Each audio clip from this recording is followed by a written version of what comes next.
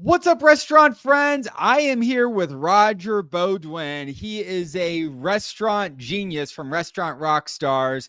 We're just going to dive in and answer some questions. These are questions that we get all the time, and so we want to help today. So, Roger's owned multiple restaurants, and one of the questions I had for him was, if you were to take over a restaurant today, Roger, that's really struggling. That's like they're struggling to get butts in seats, revenue's down, and you're like, okay, I'm going to take this over.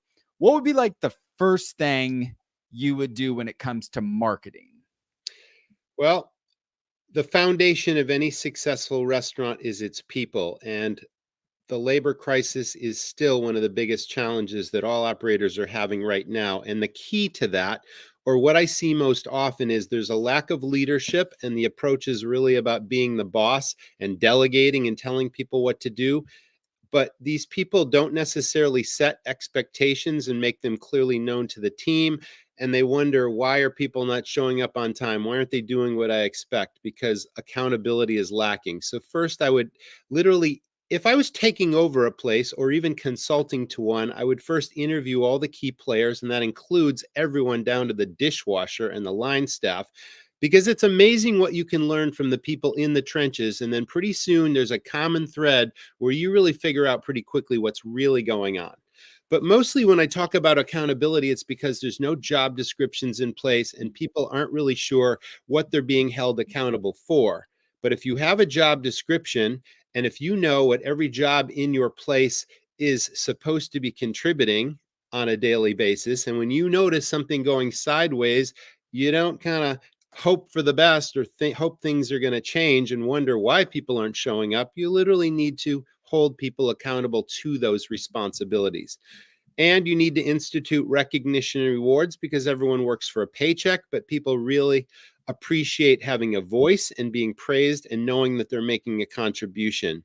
So if you've got recognition and rewards, if you've got incentives to move people up, and if you establish true leadership, I think your turnover problem is going to go down and your longevity is going to go up. And that's what builds a company culture versus just having a mission. So it would start there. That's probably the first thing. The second thing is a deep dive into a restaurant's financials. And so many restaurants are not taking inventory. They think that's just placing next week's order, and they don't realize that they're losing money every single day because maybe they have a waste, a theft, or a spoilage problem. They're inefficient in their processes. They're ordering, perhaps. Inventory is calculating the value of your goods on hand every single week for a minimum of 4 weeks so that you can find what I call the sweet spot. And that means getting a consistent food cost and a consistent beverage cost every single week that is within a half a point of each other. So you know, this is where I need to be. This is consistency. And if you're happy with that number, then you can go to a 30-day inventory and go through that process. But if you're not taking inventory, you could literally be losing money every single day, even if you're filling your seats in your business. Same goes with labor costs. Many restaurants don't calculate their weekly labor costs 2 ways. Everything combined, including owners and managers and payroll taxes and everything that appears on that payroll every week or every 2 weeks as a percentage of the sales of that week. Overall is very important. But then the most expensive labor is in the kitchen court, right? So I always used to track kitchen labor and use only the food sales against that kitchen labor number. And I did that every single week, and patterns emerge. And you know, with a certain volume of sales, what the ideal amount of labor is to provide great service without being short staffed. And if you can hit that percentage point week after week after week, then you're in your sweet spot. If you notice, hey, you did, $30,000 in sales this week, just say, and your labor cost was, 30% or 29%. And then all of a sudden the next week, you're very close. You had a 30 or 31,000 in sales, but suddenly your labor cost is 35%. What happened? If you don't track this stuff, you're losing lots of money in potential profit, and your bottom line is taking a hit. And then finally, it's marketing. Are you wasting money on marketing that you cannot track, where you experiment with something and you don't know if it's delivering an ROI, you don't know where that business is coming from, if it's working at all, and you're just throwing money away? You you must implement marketing strategies that are trackable. So all three of those things I call foundational fundamentals of any successful restaurant or business for that matter. Those three things, if you could zero in on those and really dial them in, that's a system, then I guarantee your bottom line is going to improve. Your sales are going to go up. Your profits are going to go up. But most importantly, your people are going to be happy, and they're not going to want to go to the next place because they think they're going to have a better experience at someone else's business. You want to keep your good people. Yep. That's what I would say. And you dive in so much into this in your Restaurant Rockstars training, where you get in, you've got like spreadsheets to look at the menu costs and really dive in. That is so important. Let me ask you this. You touched on that last one about like the marketing. You got Yes. a really interesting thing that you did where you partnered with kind of local businesses with like Yeah. gift cards and things. Share that, because I think that's a brilliant idea. Okay, let's start with the concept of a cash cow. That's a pretty common term, but if you're a new restaurant owner, maybe you don't know what that means. A cash cow is something that has very high perceived value. It has what I call wow factor. When you serve it to the customer, I like to call them guests. It's like everybody at the table looks at it and goes, wow, or they take out their phones and they're taking pictures and all that. And that's got a marketing power to it because it can be posted on social media, it can draw new business in, but let's just say it's got high perceived value where it looks expensive and people think it's worth what you charge on the menu. The kick is it doesn't cost you very much to serve because it can be a byproduct of something else that you have already made that isn't entirely used. So let's just say my biggest cash cow was wood-fired garlic knots. Now, I'll tell the story because I made my own pizza dough well, I didn't do it. My team made our pizza dough every day from scratch. And every pizza was a dough ball that was precision, accurately weighed out. So it was all uniform and consistent. Now, we all know that dough rises when you bake it in the oven. And we had one size pizza, but it didn't matter if I had multiple size pizzas. We weighed out the doughs. We ran it through a professional dough rolling machine. And we had a pizza pan that we stored the pizzas until they actually were put into the oven or prepared.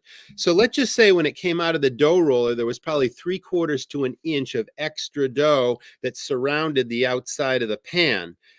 Okay, so that dough was already costed out in the next pizza we were going to serve. So my pizza makers took one of those pizza cutters where they cut the slices and they trimmed the edge around that pan. And then they took that dough and they tied it into knots. They brushed a little bit of olive oil on there, a little sprinkle of Parmesan cheese, and a little minced garlic. They baked them in the oven, and these things grew into these beautiful knots that smelled amazing. They looked amazing. They glistened because they were covered with olive oil. And then we put them in a really beautiful presentation piece. They were served in a metal cone that had parchment paper, but they were sitting in that.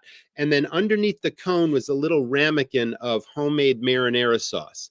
So the only cost to that item to my restaurant, the ingredient cost, was about 28 cents for the marinara sauce and maybe another penny and a half for the minced garlic and the Parmesan that was sprinkled on top and the olive oil. So for 30 cents or less, you've got an appetizer that we used to charge $10 each for. So every time we sold one, we made $9.70, and it became the most profitable and most popular appetizer that we had. It was awesome. So I suddenly realized if this is only costing me 30 cents, I can afford to give these things away to drive new business in the door. So when you say local businesses, I scoped out, I got in my car and I drove around, 3-5 mile radius of my business. And I only did this when I opened a new restaurant and I wanted to seed it with new customers and turn them onto my experience. So I printed up business cards, Court, in your audience, that were 4-color that had a professional photograph of that garlic knot, what it looked like in the basket, this really appealing presentation. And on that coupon, $10 was in the corner, $10 value, $10 value, right? And then it said something really fantastic, like amazing, stupendous, awesome garlic knots, absolutely free, like the coupon, 4-color, right? Here you go. I drove around 5 miles and I found businesses that had high traffic, whether it was a car wash or it was a really successful retail store or it was a bed and breakfast inn, whatever it was, something that was constantly busy. And I introduced myself to the owner, the manager, and I said, "Hey, I'm Roger, and I'm opening this new restaurant, and I'd like to give your customers something for free just to try my place. And if you pass out these coupons, and if they come in and sit down and order a drink or order some food, I'm going to give them a $10 appetizer, no questions asked. And here's the kicker for you. If you stamp the back of the coupon or identify it some way so I know where it's coming from, there's the trackable marketing I'm talking about, then I'm going to give you back 10% in trade pre-tax for every dollar you drive in the door." I had my staff, my bartenders and my servers would keep the coupons whenever a guest paid their check. They would staple it to the guest check, and I would track the amount of spend and also track on a spreadsheet. My office manager would do this, where the business was coming from. I found out that some of these businesses, I had 4 or 5 businesses that drove me $12,000 to $15,000 of new business in the door within the first 3 months of instituting this program. So 12 to 15,000 times 4 or 5, right? There's 60 grand new business that just came in the door, and I gave back 10% in trade. And as you know, it's based on your food cost. It's not, a dollar on a dollar. It's literally 10 cents on the dollar. So it's a beautiful thing.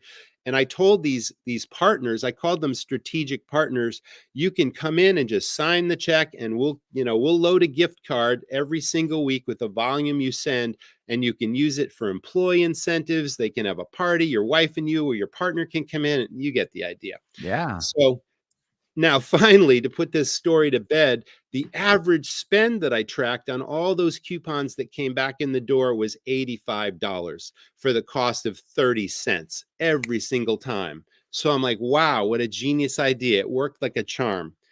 And then there Brilliant. was one more idea that I wanted to get you back in again for the second time. We came up with a whole nother idea that we put in the check presenter after people paid their check, and we brought them back their credit card to sign. Hey, here's this special promotion. Hope you win. It was a sweepstakes type thing. Every ticket was a winner. It was a lottery ticket, basically. Mhm. And it brought people back in again. And what happened? They spent another 80 to 85 bucks the second time. So Brilliant. I only did this when I was seeding these businesses, when I wanted to get more traffic in the door. And then I didn't have to do it anymore because I created affinity with my customers. We provided amazing guest service. We really wowed you and became your favorite place. And that was a competitive advantage. Love it. I think that's a brilliant idea. Very low cost. It takes a Very little low bit of cost. driving around and chatting with people, Mhm. but other than that, I mean, it very easy marketing plan. I think that's brilliant, Roger. Takes a little bit of effort on your part, driving Yep. around, shaking hands, kissing babies, but building relationships. This is a Yep. business of relationships, Yep. and you can't underestimate the power of other businesses in your area being brand ambassadors or influencers, you might say, for your business. And we did that particularly well. So there's an idea that you can take away that's not hard to execute. What you have to do is come up with some cash cows. That's all. Brilliant. Love it. Next question. Catering. Lots of restaurants ask me, how can we increase our catering? I mean, and I get it. I mean, it's good profits.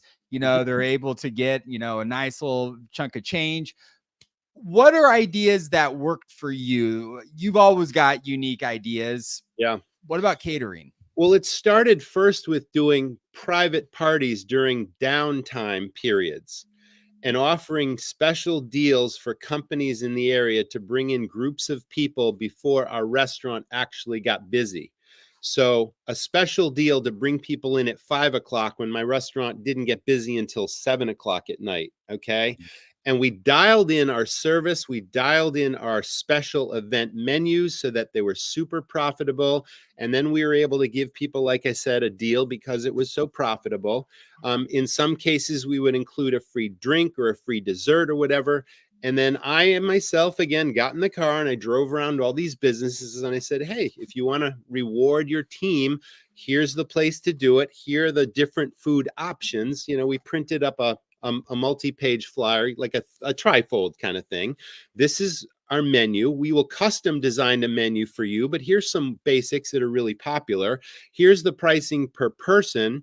And this is what's at the value added that's included, provided you come in at say 5 or 5:30 on any of these days. So we started there and we seeded that marketplace. And then when we created Raving Fans, then those people would have events at their businesses as opposed to coming in, hey, can you do a lunch for us? Yes, we can.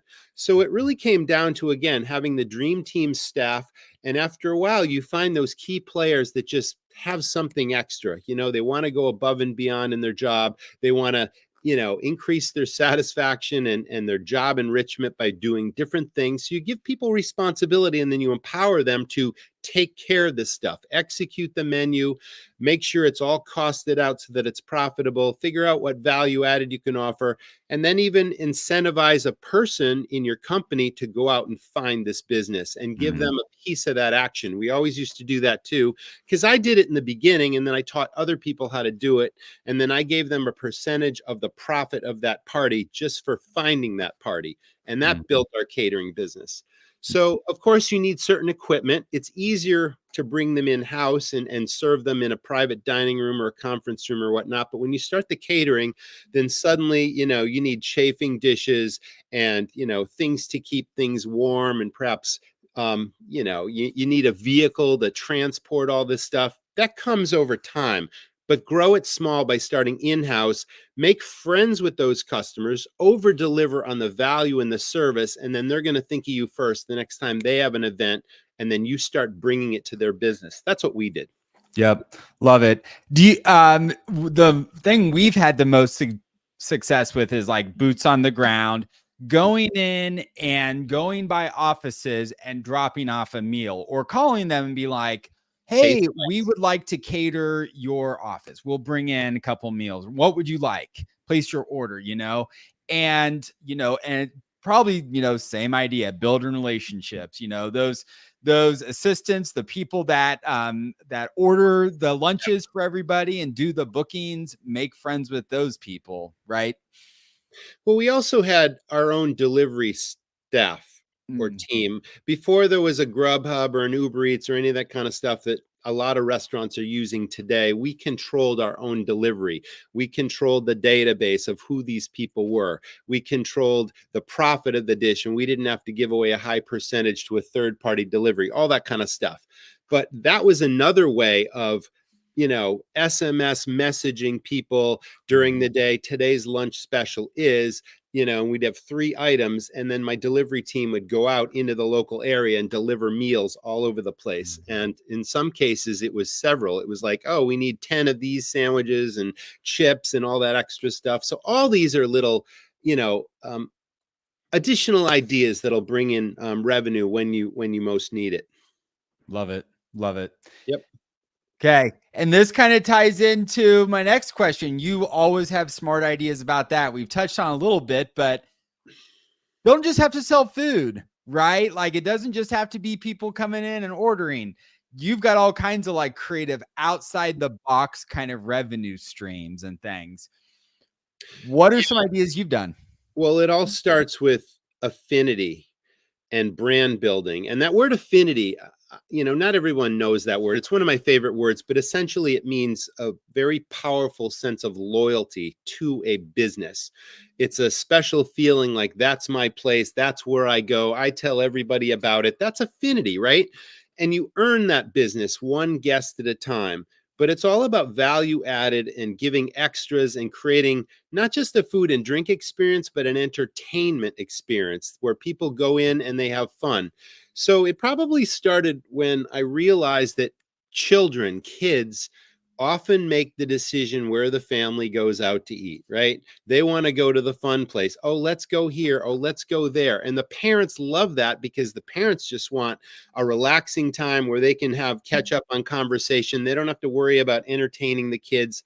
So if you can deliver fun times for the kids and give them all this fun stuff, I mean, I could go on and on about what we did, but it started with an arcade. If you've got any extra real estate in your business, there are companies out there that provide the games, that provide the change machine. All you need is give them the space, and they'll share 50% of the profits with you, and you've got no hassles, no maintenance. They maintain it. They come in, they cash things out, they give you your share. Those crane games are super, super popular. The ones with the stuffed animals in them, or the candy cranes and stuff. Doesn't take up a lot of space, but you wouldn't believe how parents will give $10 bills to kids Go have fun, blah, blah, blah. We just want to do our thing. And the kids will be eating their burger and they'll be playing the crane game and all that kind of stuff. So arcade games, pool tables. Okay, a pool table takes up a lot of space. Darts are huge. If you've got a bar, you can create a dart league, and that brings people in.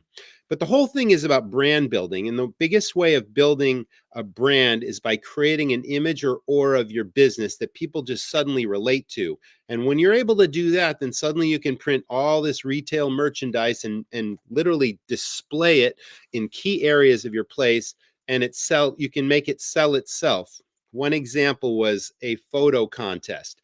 We had a big photo contest every year for people to take an unusual or interesting photo somewhere in the world, right? Doing something crazy or unusual that catches your attention. Send us the photo. We're going to frame them. We're going to hang them up in a special place every single year. And we're going to give away a very valuable prize, which didn't cost me anything. It came from one of my suppliers that I spent lots of money with. One year, a company donated a new gas grill and 50 pounds of steak. Okay, what a prize. Everyone wanted to win that.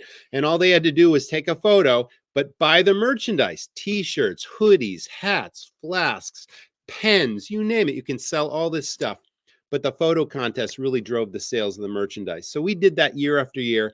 And I think when I sold that place, we sold about $30,000 a month in retail merchandise alone, just t-shirts and stuff out the door. People are impulse buyers. When they come into a restaurant, they see something catchy. It's got your logo on it. It's colorful. They like your place. They're on vacation. They bring something back for the kids. It's like, here you go. You just got to merchandise it, but build a brand around it first, and then have a contest. The contest costs you nothing. So one year, right? I've told this story before, but I'll never forget it. I had a customer from the state of Massachusetts, which was just over the border from my place. And he had a friend in the state police. He was a state police trooper. And this customer got the cop to stage an arrest on the side of the highway where this guy's handcuffed, wearing my t-shirt, getting thrown up against the side of the cruiser, and he's getting arrested. That was the winner that year. I had somebody that went to the country of India and they stuck their head in an elephant's mouth wearing one of my hoodies. That was the winner that year. So it's like, what can you do that's crazy, out of the box, and creative that drives business? So it's called additional profit centers, retail merchandise, making it fun for the kids. The private party thing we already talked about. Live entertainment is another thing. We had rock bands 3 nights a week. And when we didn't have that, we had acoustic musicians, and it was relatively inexpensive. The acoustic people were like $300 for 4 hours, but drink sales went up and people would order more food, and it kept people in the place, and it was a draw. It brought business in the door. Those songs that everybody knows and loves, and you sing along, and you find these people. And if you've got a bar, right? We also had a stage and a dance floor. So Friday, Saturday, Sundays, we'd have rock bands, and we would charge cover because it became so popular. We'd have really great bands, and we'd charge $10 at the door, and we'd fill the place, and people would drink more, and it would more than pay the cost of the entertainment. The alcohol was profitable, and we'd make some money on the cover charges. So that was huge also. But the Mug Club was probably the biggest idea, and I can certainly share that if you'd like. Go ahead. Yes, absolutely. So this would work if you have a coffee shop, but mostly it's designed around having a bar that sells draft beer. You might start out with 2 tap handles, but the more taps you have, the more draw there is for the club. So I empowered my bar manager. I called him a leader. I like the word leader versus manager, but I saw this idea. I didn't invent it, but many, many years ago, I'm like, you know what? We should start a mug club. Here, you do that. And if it works, I'm going to pay you $5 for every mug that you sell. All right. And we sold the mugs for $50 a piece back then. He started small with 25 mugs, brought them in just to see what would happen, sold them out within a day. He was gift the gab, right? That kind of a guy. But then pretty much those first 25 people had such a good time that they invited friends of theirs, and the thing started to grow and grow and grow and grow, right? So then we figured, okay, it's about value added. Now we need to, 1, recognize who those people are, and 2, we need to remember and memorize what their favorite beer is. And then we need to literally serve that beer before the person even gets to the bar by knowing what mug number they are, what their favorite beer is, and what their name is. Hey, Phil, glad you're in here. Good to see you again. Here's your favorite The guy walks up to the bar and here's your beer, right? That's service, right? That's VIP service.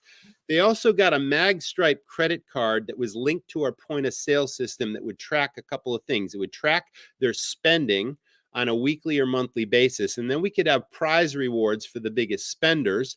And also the biggest spender for the whole year got this custom bar stool that was hand engraved with their name on top and their number. And we kept it in a private place just for them. And when that customer walked in the door, one of my staff members would get them their personal bar stool. You know, this is all value added, right? So we came up with that. And then the club just grew and grew and grew and grew and grew, you know? And so when I sold that place in 2014, my bar leader had grown that club from the first 25 to like almost 1,200 mugs. And he got $5 for every one he sold. So to me, that was about $60,000 in cash that I could use for improvements to the place, or, you know, give staff bonuses, just up level the business.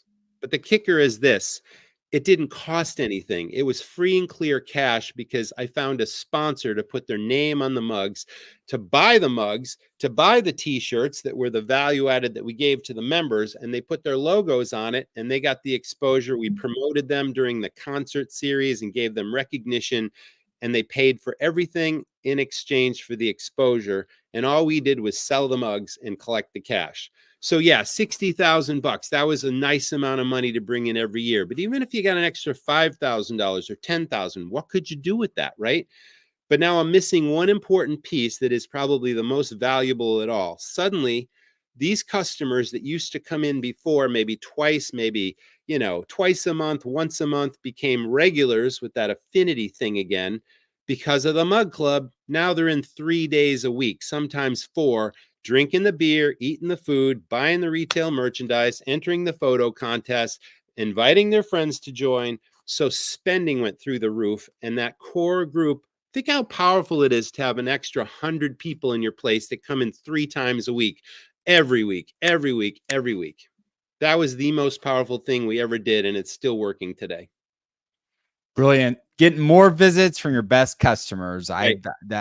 I love it. So marketing too, right? It cost us nothing to market because our you know, the customers marketed, the Mug Club members, they became our best influencers, right? And they came in often.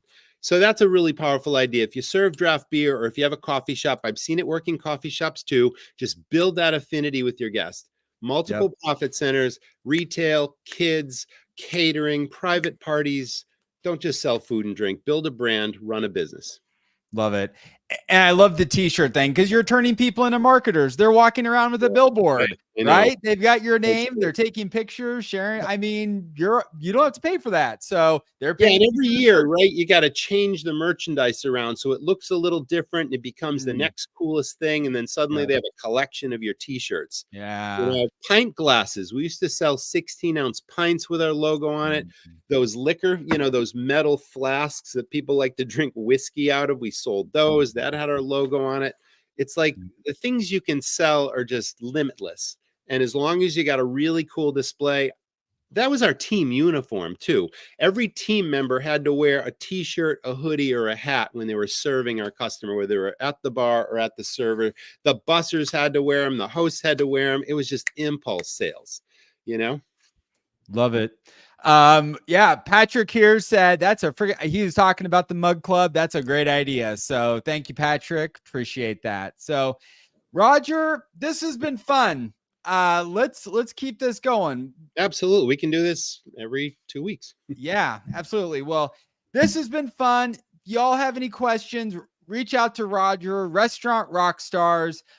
He's got tons of information to help you get going. So fantastic. Hey, I'm glad everyone was here, and it's just fun sharing the love and helping businesses succeed, man. I love to see that happen. So if we can share any ideas, Court, that'll help, you know, anything that's easily executable, that just triggers a thought like, wow, I can do that in my place, go for it. Love it. Love it.